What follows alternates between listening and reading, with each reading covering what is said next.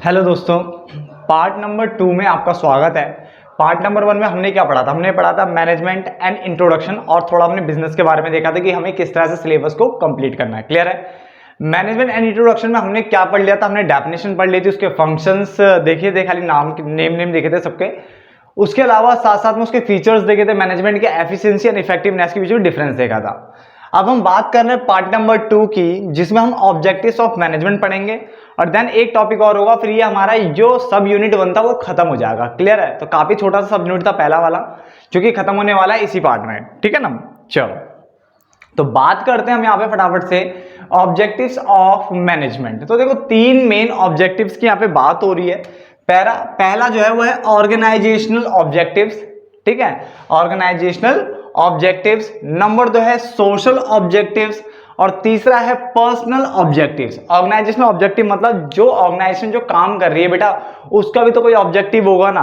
ठीक है ना? तो क्या ऑब्जेक्टिव होना चाहिए उसका, वो देखना है। सोशल मतलब जिस सोसाइटी में आप काम कर रहे हो, जैसे मान लो मैंने इस एरिया में अपना इंडस्ट्रियल यूनिट या कुछ भी काम खोला हुआ है, तो मेरा उस एरिया के लिए भी मेरी कुछ रेस्पॉन्सिबिलिटी बनती है कि मैं वहां पॉल्यूशन ना फैलाऊं, वहां के लोगों को अच्छा स्टैंडर्ड ऑफ लिविंग दूं, समथिंग दिस दैट, कुछ अच्छा करूं उस एरिया के लिए। क्लियर है? यानी सोसाइटी सोशल ऑब्जेक्टिव, यानी अपनी सोसाइटी के लिए क्या ऑब्जेक्टिव है आपके। तीसरा है पर्सनल ऑब्जेक्टिव, यानी खुद के लिए क्या होगा वहां पे, वो भी हमें देखना पड़ेगा। तो पर्सनल ऑब्जेक्टिव भी देखना है। तो 3 मेन ऑब्जेक्टिव आपको याद होने चाहिए।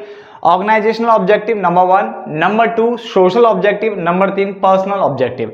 बात करते हैं ऑर्गेनाइजेशनल ऑब्जेक्टिव की। बात करते हैं, इसने बोला it refers to the utilisation of human and physical resources. यानी आप यूटिलाइज कर रहे हो किसको? ह्यूमन रिसोर्सेज, यानी हम जैसे, ठीक है, इंसानों की बात कर रहा है। फिजिकल रिसोर्सेज जो कि आपके पास अवेलेबल होते हैं, ठीक है ना, इन द ऑर्गेनाइजेशन, यानी जो ऑर्गेनाइजेशन में ह्यूमन रिसोर्सेज है और साथ साथ कोई फिजिकल रिसोर्सेज हैं, वो उनकी बात कर रहा है, उनको यूटिलाइज करना considering the interest of all stakeholder, और इस तरह से यूज करना कि स्टेक होल्डर्स को बेनिफिट दिया जा सके। बेटा देखो, 2 टर्म्स होती है, एक होता है शेयर होल्डर, एक होता है स्टेक होल्डर। क्या होता है? एक होता है शेयर होल्डर, एक होता है स्टेक होल्डर। शेयर होल्डर जो होता है वो एक छोटी टर्म है। ठीक है बच्चे, कंफ्यूजन दूर करना, ठीक है, इस वाली पॉइंट को समझना। शेयर होल्डर होता है छोटा टर्म, जबकि स्टेक होल्डर एक बहुत बड़ी टर्म है। स्टेक होल्डर बहुत बड़ी टर्म है, जबकि शेयर होल्डर एक छोटी टर्म है। शेयर होल्डर की अगर हम बात करें तो जिसने कंपनी के शेयर लिए होते हैं वो शेयर होल्डर होता है। ये बात आपको पता है, जिसने कंपनी के शेयर लिए होते हैं वो कंपनी का क्या होता है? शेयर होल्डर होता है। क्लियर हो गया कंपनी के लिए? बट जो स्टेक होल्डर होता है वो उन बंदों को कहा जाता है, उनको कहा जाता है जो डायरेक्टली या इनडायरेक्टली कंपनी के साथ जुड़े हुए होते हैं। अब इसमें शेयर होल्डर भी आ जाएंगे, शेयर होल्डर भी कंपनी से जुड़े हुए हैं, ठीक है ना। शेयर होल्डर के साथ साथ इसमें क्या आ सकते हैं? इसमें बेटा आपके इन्वेस्टर्स हो गए, क्रेडिटर्स हो गए, डेटर्स हो गए, ठीक है, गवर्नमेंट हो गई, कोई भी जो आपके किससे बिजनेस से जुड़ा हुआ वो क्या होता है? Stake holder. स्टेक होल्डर मतलब होता है इंटरेस्टेड पार्टीज, जिनको आपके बिजनेस इन सबसे दिक्कतें होती है या उनको थोड़ा बहुत भी मतलब प्रभाव पड़ता है। तो स्टेक होल्डर्स हो गया इंटरेस्टेड पार्टीज, तो वो बहुत सारे हो सकते हैं, जबकि शेयर होल्डर जो है वो सिर्फ जिसने शेयर होल्ड किए होते हैं उनको बोलते हैं। तो शेयर होल्डर एक पार्ट है किसका? स्टेक होल्डर का। तो स्टेक होल्डर एक बहुत बड़ी टर्म है, इसके अंदर ही शेयर होल्डर आता है। क्लियर हो गया? तो उसने बोला आपको जो भी डिसीजंस लेने हैं, आपको ह्यूमन रिसोर्सेज को यूटिलाइज करना, आपको फिजिकल रिसोर्सेज को यूटिलाइज करना, जो भी करना करो, मगर कैसे करना है? In the interest of all stakeholders, यानी आपको स्टेक होल्डर्स के इंटरेस्ट को ध्यान में, हितों को ध्यान में रखते हुए वो काम करना है। 3 अगर मैं मेन बात करूं ऑर्गेनाइजेशन ऑब्जेक्टिव, 3 मेन जो है वो ये है कि आपको सर्वाइव करना है, यानी ऑर्गेनाइजेशन को किस तरह से सर्वाइव किया जा सकता है। प्रॉफिट आपको मतलब देना होगा ऑर्गेनाइजेशन को, किस तरह से प्रॉफिट अचीव कर सकते हैं, गेट कर सकते हैं। साथ साथ ग्रोथ चाहिए होती है, ठीक है। आज प्रॉफिट कमाए, प्रॉफिट ऑफ से कुछ नहीं होगा, ग्रोथ भी चाहिए, ठीक है। फ्यूचर ग्रोथ जरूरी है ताकि बिजनेस एक्सपेंड करना एंड ऑल ये सब आता है ना, वो चीजें। तो उसने पहला देखो, पहला टॉपिक पूरा खत्म हो रहा है। ऑर्गेनाइजेशनल ऑब्जेक्टिव्स की अगर हम बात करें तो उसने बोला यूटिलाइज करना ह्यूमन रिसोर्सेज को, फिजिकल रिसोर्सेज को इस तरह से यूटिलाइज करो कि जो interest of all stakeholders है, ठीक है ना, उनको पूरा किया जा सके, ठीक है, उनको ध्यान रखा जा सके। क्लियर? चीट नहीं करना बेटा, चीट नहीं करना। तो यहाँ पे सर्वाइवल देखा गया, ऑर्गेनाइजेशनल ऑब्जेक्टिव में सर्वाइवल किया, उनको सर्वाइव करना है, ग्रोथ देखनी है, प्रॉफिट देखना है। जबकि सोशल ऑब्जेक्टिव बात करो तो आपका इसमें it refers to the consideration of interest of the society, यानी यहाँ पे बात कर रहे हैं किसकी? Interest of society. यहाँ पे किसकी बात थी? Interest of all stakeholders, यानी all interested parties, creditor, debtor and all suppose, है ना। यहाँ पे आगे इंटरेस्ट ऑफ द सोसाइटी, यानी जिस सोसाइटी में आप काम कर रहे हो उसमें आपका, उसके लिए आपका ऑब्जेक्टिव ऑब्जेक्टिव क्या बनता है, तो उसने बोला जैसे मान लो आप वहां पे क्या दे सकते हो, आप इंप्लॉयमेंट अपॉर्चुनिटीज बढ़ा सकते हो। ऊपर की तरफ मैं साइन मारा ना, इसका मतलब बढ़ाना। तो आप उस एरिया में इंप्लॉयमेंट अपॉर्चुनिटीज बढ़ा सकते हो, लोगों को रोजगार दे सकते हो, ये आपकी सोसाइटी के लिए अच्छा है। ठीक है, आप एनवायरनमेंट सेव करने के लिए काम कर सकते हो, यानी पॉल्यूशन ना फैलाओ, पेड़ पौधे लगाओ, समथिंग इस टाइप की चीजें आप अपना सकते हो।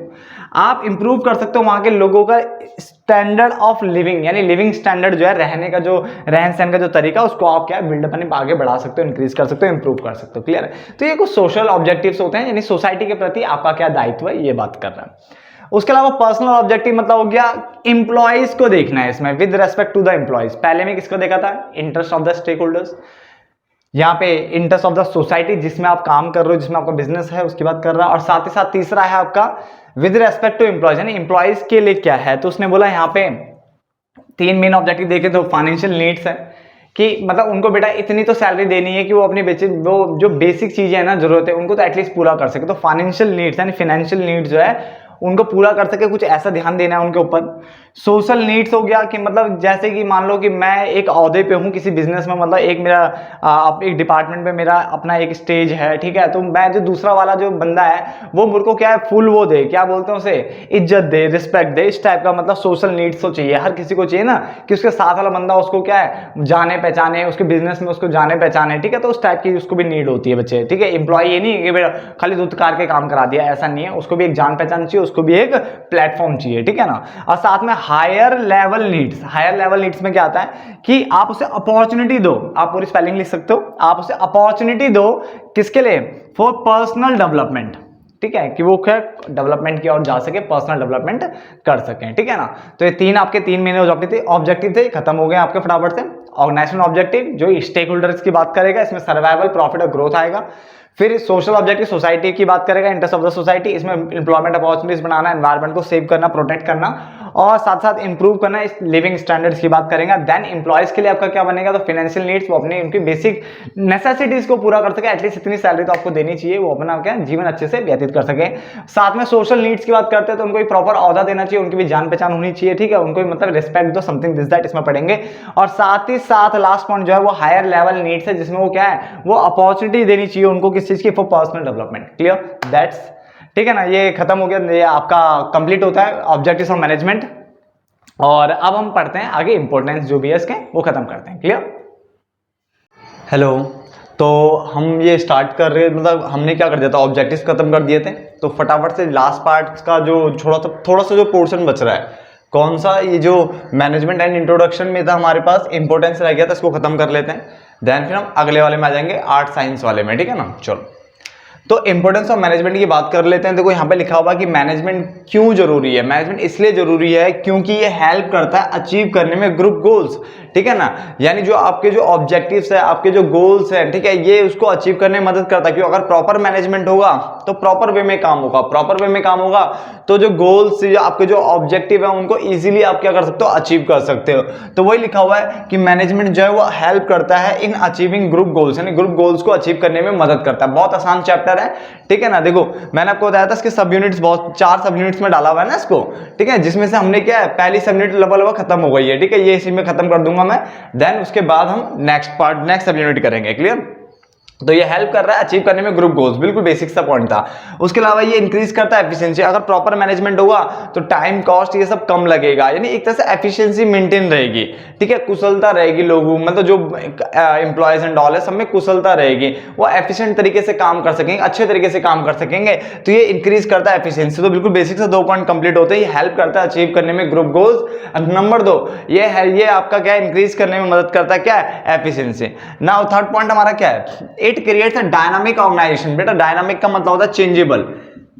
क्या होता है, चेंजेबल, यानी जो चेंजेबल हो, यानी ये स्टैटिक की बात नहीं करता। स्टैटिक यानी STATIC, ठीक है। स्टैटिक मतलब होता है स्थिर, एक जगह फिक्स्ड हो जाना। तो ये फिक्स की बात नहीं करता, ये डायनामिक ऑर्गेनाइजेशन को क्रिएट करता है, यानी अपने नीड के अकॉर्डिंग, या तुम्हें लगता है कि कुछ ऐसे केसेस हो गए जिसके कारण मुझे कुछ चेंज करना पड़ेगा, तो इजीली चेंज कर सकते हो आप और उसके अकॉर्डिंग फिर काम कर सकते हो। यानी ये डायनामिक ऑर्गेनाइजेशन क्रिएट करता है, यानी ऐसी ऑर्गेनाइजेशन जो चेंजेबल हो, अपने पॉलिसीज या जो भी नीड्स है उसके अकॉर्डिंग आप उसको चेंज कर सकते हो, कोई ज्यादा दिक्कत इसमें नहीं आएगी। आप अगर स्टैटिक के अंदर जाते हो तो आप एक जगह स्थिर हो जाते हो, एक जगह रुक जाते हो, वहां दिक्कत आती है। तो ये इतना बढ़िया काम कर रहा है, ये डायनामिक ऑर्गेनाइजेशन क्रिएट कर रहा है जो कि चेंज हो जाएगी आपके अकॉर्डिंग। क्लियर है। उसके अलावा इसने बोला it helps in achieving personal objective, ये साथ ही साथ ये पर्सनल ऑब्जेक्टिव अचीव करने में मदद करता है। पर्सनल ऑब्जेक्टिव की अगर हम बात करेंगे तो एम्प्लॉयज की बात आती है, किसकी बात आती है? एम्प्लॉयज, यानी एम्प्लॉयज भी चाहते हैं कि यार उनको ना अच्छा शेयर ऑफ प्रॉफिट मिले, उनको अच्छा रेम्युनरेशन, सैलरी या वेजेस जो भी है वो सब उनको मिले, ठीक है ना। उनको भी अच्छा क्या मिले, उनको मतलब जो मैनेजर है ऊपर टॉप लेवल वाले उनसे अच्छा खासा उनसे क्या बात हो, वो उनसे भी सलाह ले, मतलब एक चाहते वो स्टेटस टाइप का मिले, बहुत कुछ चाहते, तो उनका पर्सनल ऑब्जेक्टिव होते हैं अच्छी सैलरी पाना, वेजेस पाना, एक शेयर ऑफ प्रॉफिट पाना, अच्छा कमीशन जो भी हो सके वो, और मैनेजर के साथ अच्छा तालमेल बैठाना, सब तो ये कुछ उनका स्टेटस में रहता है यार, पर्सनल ऑब्जेक्टिव्स रहते हैं। तो ये अचीव हो सकता है अगर प्रॉपर मैनेजमेंट बना होगा। प्रॉपर मैनेजमेंट बना होगा तो मैनेजमेंट जो मैनेजर होगा वो भी क्या करेगा, एम्प्लॉयज को मोटिवेट करेगा, ठीक है। जो टॉप लेवल वाला जो होता है ना वो एक तरह से लीडर होता है, और लीडर क्या करता है, एक तरह से आपको लीड कर रहा है, आपको मोटिवेट करेगा, आपको हर सही वे में आपको लेके जाएगा। आप जब सही वे में काम करोगे, प्रॉपर तरीके से अच्छे फुल एफिशिएंसी के साथ काम करोगे तो गारंटीड है यार आपके पर्सनल ऑब्जेक्टिव तो होंगे ना अच्छे, आपको और नया प्लेटफॉर्म मिलेगा, आपकी सैलरी इंक्रीज होगी, तो कितना मतलब अच्छा यहाँ पे मैनेजमेंट के थ्रू हो सकता है। आगे ये हेल्प करता है डेवलपमेंट ऑफ सोसाइटी। सोसाइटी को बेटा देखो, जिस सोसाइटी में जिस जगह पे आप अपनी ऑर्गेनाइजेशन चला रहे हो, अपन बिजनेस चला रहे हो, आपको सोसाइटी का भी ध्यान रखना पड़ता है। तो उसने बोला ये हेल्प करता है डेवलपमेंट ऑफ सोसाइटी, क्योंकि एक तो एम्प्लॉयमेंट जनरेट होता है। अगर आप मैं यहाँ पे ऑर्गेनाइजेशन स्टार्ट करूंगा तो गारंटी मुझे लोगों की जरूरत पड़ेगी, तो एम्प्लॉयमेंट जनरेट होगा, तो ये सोसाइटी का डेवलपमेंट ही तो हुआ, यानी वहां के लोगों को मैं काम दे रहा हूँ, वहां के एनवायरमेंट को मैं प्रोटेक्ट कर रहा हूँ, मैं वहां पे क्या पेड़ पौधे लगा रहा हूँ, ये लगा रहा हूँ, वो लगा रहा हूँ, तो उससे एनवायरमेंट भी प्रोटेक्ट हो रहा है। तो इस टाइप की चीजें आती है सोशल डेवलपमेंट में, ठीक है ना। तो बेसिक से पॉइंट है, पहला ये हेल्प कर रहा है अचीव करने में ग्रुप गोल्स, नंबर 2 एफिशिएंसी को इंक्रीज करने में मदद कर रहा है, नंबर 3 डायनामिक ऑर्गेनाइजेशन क्रिएट करने की कोशिश करता है, यार ये वही है, ठीक है। उसके अलावा पर्सनल ऑब्जेक्टिव को अचीव करने में मदद करेगा, और डेवलपमेंट ऑफ सोसाइटी। बस बेसिक से 5 पॉइंट से और ये खत्म होता है, ठीक है। इतना कुछ अंदर जाने की जरूरत इसके है नहीं, मैंने जो बोला आपको बस वो समझ लेना, हिंदी में बोला है, आप यहाँ पे लिख लो कि यहाँ पे मैंने एनवायरमेंट प्रोटेक्शन की बात करी, प्रिवेंट करता है एनवायरमेंट ना, पॉल्यूशन एंड ऑल को रोकने की कोशिश करेगा तो सोसाइटी डेवलपमेंट में आता है। या आप उन्होंने वहाँ पे स्कूल बना दिया आपके लिए, सोशल डेवलपमेंट के अंदर आता है। उन्होंने वहाँ पे आपके लिए क्या है, पानी के लिए कुछ अच्छी सुविधाएं करी, सोशल डेवलपमेंट में आता है। रोड्स बना दी, सोशल डेवलपमेंट में आता है। उन्होंने क्या करा है, उन्होंने आपको एम्प्लॉयमेंट अपॉर्चुनिटीज प्रोवाइड करी, सोशल डेवलपमेंट में आता है। क्लियर हो गया ना। अब यहाँ पे एक पॉइंट आता है कि एनीथिंग माइनस मैनेजमेंट, ये माइनस है, तो एनीथिंग माइनस मैनेजमेंट, मैनेजमेंट में से कुछ यानी कुछ भी घटा दो, एनीथिंग माइनस मैनेजमेंट क्या निकल के आएगा, जीरो, फेलियर या नथिंग आता है। इसने बोला इसका मतलब ये हुआ कि किसी भी चीज में से चाहे वो ऑल टाइप्स ऑफ एक्टिविटी, अभी यहाँ पे एनीथिंग का मतलब ऑल टाइप, कोई भी एक्टिविटी आप करते हो, चाहे वो बिजनेस की हो चाहे वो नॉन बिजनेस एक्टिविटीज हो, मुझे मतलब नहीं, अगर वहां से मैनेजमेंट हटा दिया ना तो हो सकता है कि आप फेल हो जाओ, हो सकता है कि आप जीरो, आप अपना गोल अचीव ही ना कर पाओ। यानी कोई भी अगर आप काम करो तो उसमें मैनेजमेंट होना बहुत जरूरी है। आप खुद ही देखो ना, घर पे भी मम्मी पापा मैनेज करके चलते हैं, मम्मी मैनेज करके चलती है, अगर मैनेजमेंट ना हो ना तो बर्बाद हो जाता बंदा, ठीक है। एक तरीका, एक डिसिप्लिन, एक तरीका होता है, ठीक है, काम करने का, चाहे वो घर पे हो, जहाँ पे दिखता ना हो, बट अगर आप ध्यान से देखो ना तो मैनेज है, घर पे भी मैनेजमेंट होता है। उन्होंने पढ़ाई नहीं करी बट फिर भी वो घर को मैनेज करते हैं। स्कूल में मैनेजमेंट है, आपके क्या नाम है, रोड्स एंड ऑल पे भी मैनेजमेंट है, ट्रैफिक लाइट्स एंड ऑल, ठीक है, जो भी है, ठीक है ना। ऑर्गेनाइजेशन मैनेजमेंट है, हॉस्पिटल्स में मैनेजमेंट है, हर जगह मैनेजमेंट है। तो उसने यहाँ पे बोल रहा है ऑल टाइप्स ऑफ एक्टिविटीज हो, ठीक है, चाहे वो बिजनेस हो नॉन बिजनेस, अगर उसमें से मैनेजमेंट हटा दो ना तो वैसे जीरो हो सकता है, आप अपने गोल्स भी अचीव ना कर पाओ। क्लियर है। तो ये मैनेजमेंट एंड इंट्रोडक्शन जो था, ठीक है, ये खत्म होता है, ये आपका सब यूनिट नंबर 1 खत्म होता है। होप सो आपको ये वीडियो पसंद आई हो, ठीक है। बहुत 2 पार्ट है, छोटे छोटे से पार्ट है, फटाफट से खत्म कर लो, आर्ट साइंस वाला करेंगे, ठीक है। चलो, धन्यवाद दोस्तों।